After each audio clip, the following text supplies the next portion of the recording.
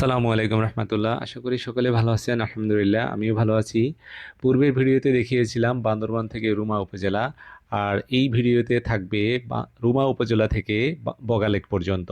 আমাদের সাথে আছেন এই ভ্রমণ এক্সপার্ট নাইম ভাই। তিনি সামনের আরো একটি বাইক আছে, এই বাইকটির সামনে আরো একটি বাইক আছে, সেই বাইকে ওই যে নাইম ভাইকে দেখা যাচ্ছেন, তিনি আমাদেরকে বুঝিয়ে দিচ্ছেন যে কিভাবে সামনের পথগুলো আমরা যাব। উনি এই রাস্তায় 22 থেকে 23 বার নাকি ভ্রমণ করেছেন। সুবহানাল্লাহ, এটা আসলে কিভাবে সম্ভব উনি ভালো জানে। উনি একজন দিনদার মানুষ, তো উনি আমাদেরকে মোটামুটি গাইড করে নিয়ে যাচ্ছে। আর উনি বলল যে এখন থেকে শুরু হচ্ছে উঁচু পাহাড়, সামনে আরো বেশি উঁচু উঁচু পাহাড় আছে। তো আমরাও সেভাবে মেন্টালি সেট করে নিয়েছি নিজেদেরকে যে সামনে উঁচু উঁচু পাহাড়গুলো ঢাল বাইতে হবে, এবং তিনি আমাদেরকে কিছু বাইক রাইডিং এর কিছু টিপস শিখিয়ে দিলেন। তো আমরা সেইভাবে করতেছি, আর নিজের কিছু অভিজ্ঞতা এগুলো কাজে লাগিয়ে আমরা এই পাহাড়ি উঁচু উঁচু এবং আপ হিল ডাউন হিল আমরা ড্রাইভ করে করে সামনে এগিয়ে যাচ্ছি। আর আমাদের সবার ভিতরে একটা এক্সাইটিং বিষয় কাজ করতেছে, সেটা হলো সামনে হলো বগালেক। বগালেকের কথা অনেক শুনেছি যে এটা পাহাড় বেষ্টিত একটা উপরে একটি লেক, যেটা দেখতে নাকি খুবই দৃষ্টিনন্দন। তো যারা দেখতে চান, যারা ভ্রমণকে ভালোবাসেন, যারা বাইক রাইডিং ভালোবাসেন, বাইক ট্যুর ভালোবাসেন, তারা আশা করি ভিডিওটা এনজয় করবেন। আমাদের সাথেই থাকুন, ইনশাল্লাহ আমরা বগালেক পর্যন্ত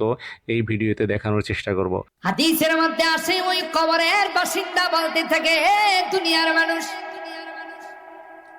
তোরা এত বড় নিষ্ঠুর হবে যদি জানতাম, দুনিয়াতে তোদের সঙ্গে কোনো সম্পর্ক করতাম।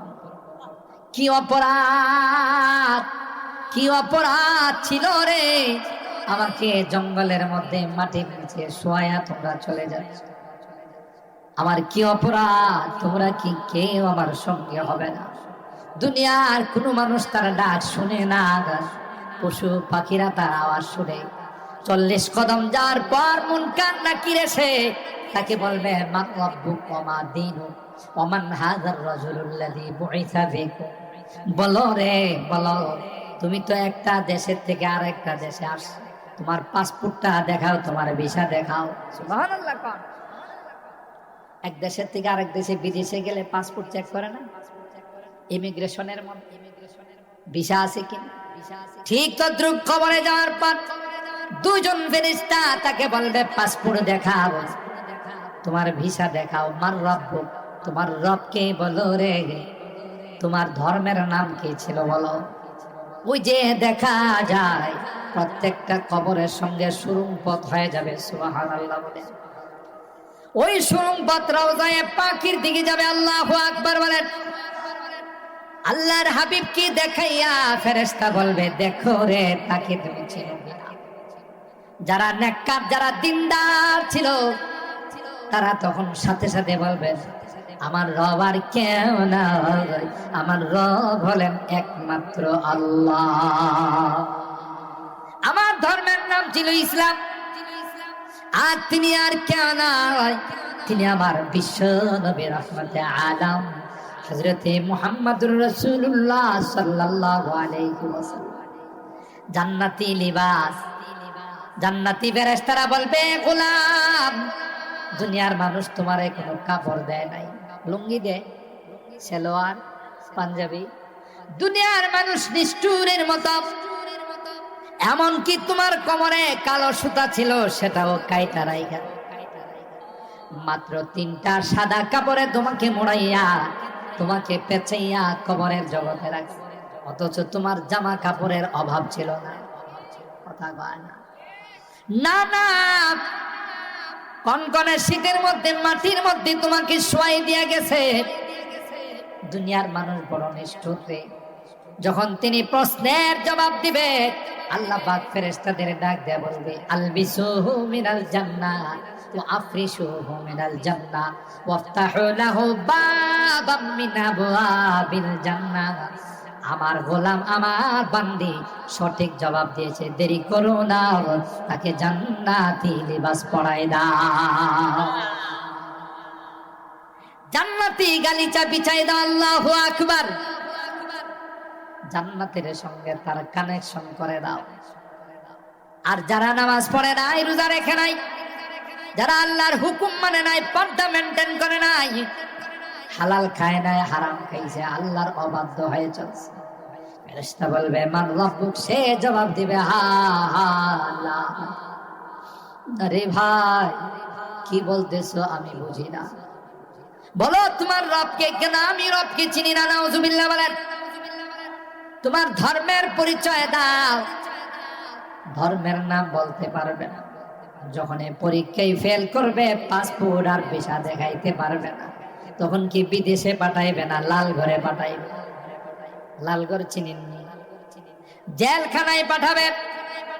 ঠিক আল্লাহ পাক বলেন, আমার হাবিব যতদিন পর্যন্ত আপনার নিকট ইয়াকিন না আসবে, তার যতদিন পর্যন্ত মৃত্যু না আসবে, ততদিন পর্যন্ত আপনাকে ইবাদত করতে হবে। সুবহানাল্লাহ। পৃথিবীর মধ্যে আল্লাহর হাবিব থেকে বড় পীর কেউ আছে? সবার বড় পীর আল্লাহর হাবিব সাল্লাল্লাহু আলাইহি ওয়াসাল্লাম। তাকে যদি কোরআনের মাধ্যমে আল্লাহ এই কথা জানান দিয়ে থাকেন যে মৃত্যু পর্যন্ত আপনার ইবাদত করতে হবে, ইবাদত মাপ নাই, তাইলে আমাদের সমাজে যদি কোনো পীর সাহেব আইসা বলে আমি ইবাদতের ক্লাস পাশ করে ফেলাইছি, এরকমের ভণ্ড আছে না নাই? নামাজ নাই, রোজা নাই, শরীয়তের ধার ধারে না, শরীয়তের বিধানকে মানে না, সে হয়ে গেছে এলাকার সবচাইতে বড় পীর। আছে না নাই? পর্দার বালাই নাই। নারী পুরুষ সামনে নিয়ে কি যে কয় হ্যাঁ জানে। আপনি মুরিদ হলে বলে তোর বউ কই? পিসা হুজুর আমার বউরে দিয়ে কি করবে? আরে গাধা, তুই শুধু জান্নাতে যাবি, তোর বউ জান্নাতে যাওয়া লাগবে না।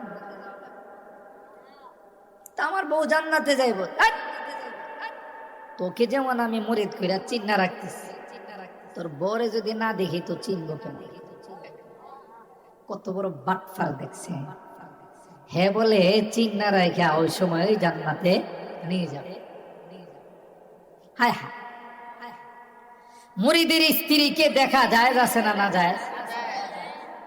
তখন মুরিদে তাকে প্রশ্ন করে যে হুজুর, ওলামায়ে কেরাম মসজিদে বলেন, বয়ানে বলেন, বেগানা নারী নাকি তার সাথে পর্দা করা ফরজ।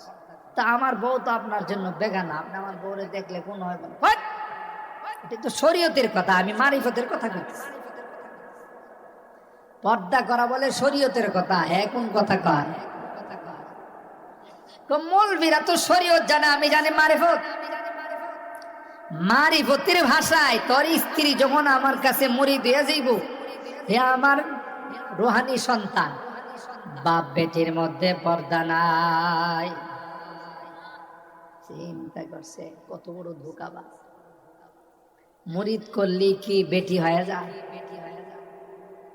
আপনি যদি দাঁড়ায় সব মহিলার সামনে বলেন তোমরা সব আমার মেয়ে, সুতরাং তোমাদের সাথে আমার কোনো পর্দা নাই, তাই বলে কি সব মেয়ে হয়ে যাবে? এই ধোঁকা যে তোমার স্ত্রী যখন আমার কাছে মুরিদ হবে, তখন সে আমার রুহানি মেয়ে, বাপ বেটির মধ্যে কোনো পর্দা নাই, তোমার বউয়ের সাথে আমার কোনো পর্দা নাই। আয় হায়,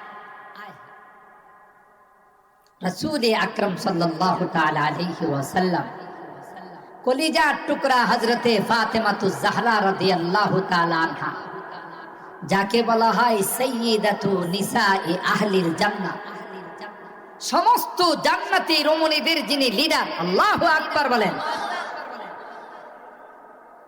যার দুইটি সন্তান হাসান হুসাইন রাদিয়াল্লাহু আনহুমা সাইয়্যিদা শাবাবি আহলিল জান্নাহ, জান্নাতি যুবকদের লিডার।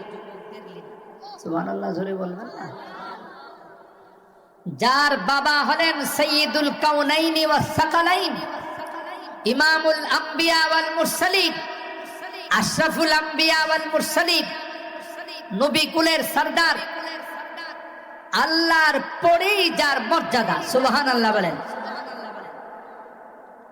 আল্লাহর হাবিব হযরতে ফাতেমাতুজ জাহরা রাদিয়াল্লাহু তাআলা আনহাকে ডাক দিয়া কয়, ইয়া ফাতিমা আনকিদি নাফসাকি মিনান নার।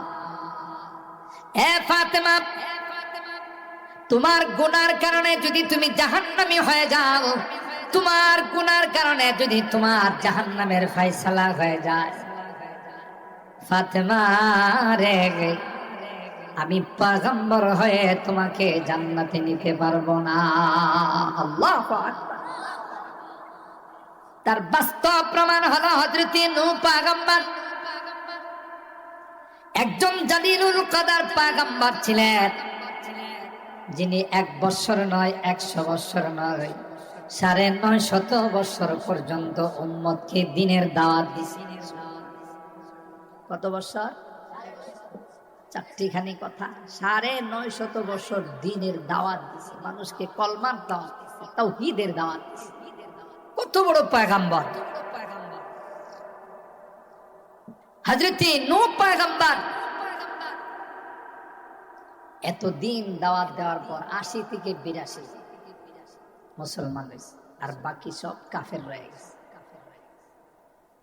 তিনি যখন তাদেরকে দ্বীনে দাওয়াত দেওয়ার জন্য যান, এত বড় শয়তান তাকে দেখলে কান আঙ্গুল দিয়ে বন্ধ করে রাখে, তার কোনো কথা যেন শোনা না যায়। চেহারার মধ্যে পর্দা ফেলে দেয়, নবীর চেহারা দেখলে গুনাহ হবে। وأوحي إلى نوح أنه لن يؤمن من قومك إلا من قد آمن فلا تبتئس بما كانوا يفعلون। আল্লাহ পাক বললেন, ও পয়গম্বর, আর দাওয়াত দিয়ে লাভ নাই, কষ্ট করে লাভ নাই, এরা আর কেউ মুসলমান হবে না। আমি আল্লাহ তাদের জন্য ঈমান হারাম করে দিলাম। আপনি দাওয়াতের মেহনত বন্ধ করে স্টিমার বানান, কিস্তি বানান, একটা সময় আসবে গো, যেই সময়ে প্লাবন শুরু হয়ে যাবে, বন্যা শুরু হয়ে যাবে।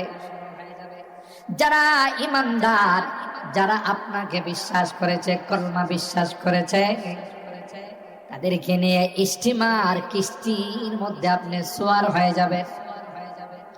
বেঈমানদেরকে আমি আল্লাহ বন্যার পানিতে ডুবাইয়া, পানির মধ্যে তাদেরকে আমি আল্লাহ জীবন শেষ করে দেব। হযরত নূহ পয়গম্বর আল্লাহর হুকুমে কিস্তি বানান, স্টিমার বানান। তার জাতি, তার কওম হযরত নূহকে নিয়ে মস্করা করে, ঠাট্টা করে, যায় আর কয়, নূহ তুমি এতদিন ছিলা নবী, এখন কি তুমি কাঠ মিস্ত্রি হয়ে গেলা? নাউজুবিল্লাহ। হযরত নূহ পয়গম্বর কোনো জবাব দেয় না। এরা নূহ পয়গম্বরকে কেউ পাগল বলে, কেউ বা অন্য কোনো কিছু বলে। হযরত নূহ পয়গম্বরকে কষ্ট দেওয়ার চেষ্টা করলো। হযরত নূহ আল্লাহর কাছে বলেন, আল্লাহ তোমার হুকুমে আমি কিস্তি বানাই। এরা কয় পানি নাই, শুকনো এলাকায় কোথায় কিস্তি চলবে? সুতরাং নূহের মাথা ঠিক নাই। কিতাবের মধ্যে আসে, একটা পর্যায়ে হযরত নূহ পয়গম্বর যখন কিস্তি বানালেন, স্টিমার বানালেন, শয়তানের দলেরা সবাই মিলে পায়খানা করলেন।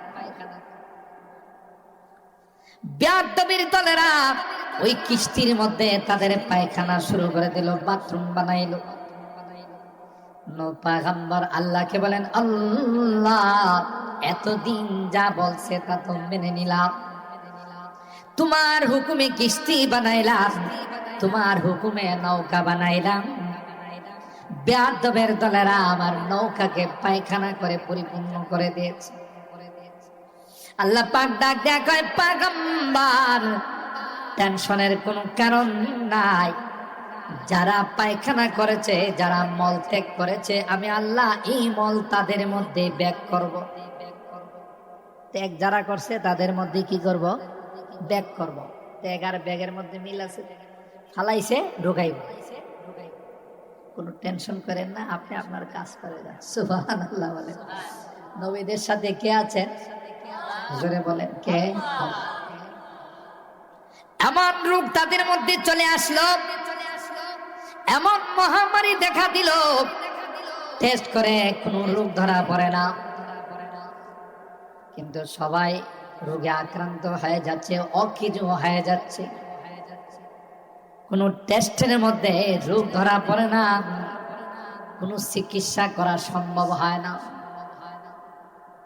একজন চিন্তা করলো বিষয়টা কি, কোনো রোগ ধরা পড়ে না। একজন কবিরাজ ওই কিস্তি থেকে সামান্য কিছু ময়লা, ময়লা বোঝেন তো, এটা পানির সঙ্গে মিশায়া টেস্ট শুরু, পরীক্ষা। প্রিয় ভিউয়ার্স, আমরা এই উঁচু নিচু পাহাড়ের পথ ধরে ধরে আগাতে আগাতে আমরা প্রায় বগালেকের কাছাকাছি চলে এসেছি। ওই যে দেখা যাচ্ছে বগালেক, এই যে দেখা যাচ্ছে বগালেকের এখানে এই যে পুলিশের আর্মিদের চেকপোস্ট আছে। আর এই যে বগালেকটা আপনাদের চোখে দেখা যাচ্ছে কিনা জানি না, আমি বগালেকের এরিয়াটা ক্রস করে সামনের দিকে এগিয়ে যাব এখনই। আর এখানে যে একটি পরিচ্ছন্ন খুব সুন্দর ছিমছাম একটি বাজার আছে, যেটা পাহাড়িরা পরিচালনা করে এবং স্থানীয় পাহাড়ি এখানে আছে। আর এখানে চাইলে থাকারও কিছু জায়গা আছে, আপনি চাইলে এখানে রাত্রেও থাকতে পারবেন, অথবা যদি কিছু সময়ের জন্য রেস্ট নিতে চান সেটাও থাকতে পারবেন। তো আমরা যাচ্ছি কেওক্রাডাঙ্গের দিকে, আর আমরা এই বগালেক পার হয়ে সামনের দিকে এগিয়ে যাচ্ছি। আর সামনে আমাদের হলো কেওক্রাডাং। এই কেওক্রাডাঙ্গের বাকি পথটুকু আমি পরের ভিডিওতে দেখাবো ইনশাআল্লাহ। সবাই আজকে পর্যন্ত বা এই মুহূর্ত পর্যন্ত সবাই ভালো থাকুন।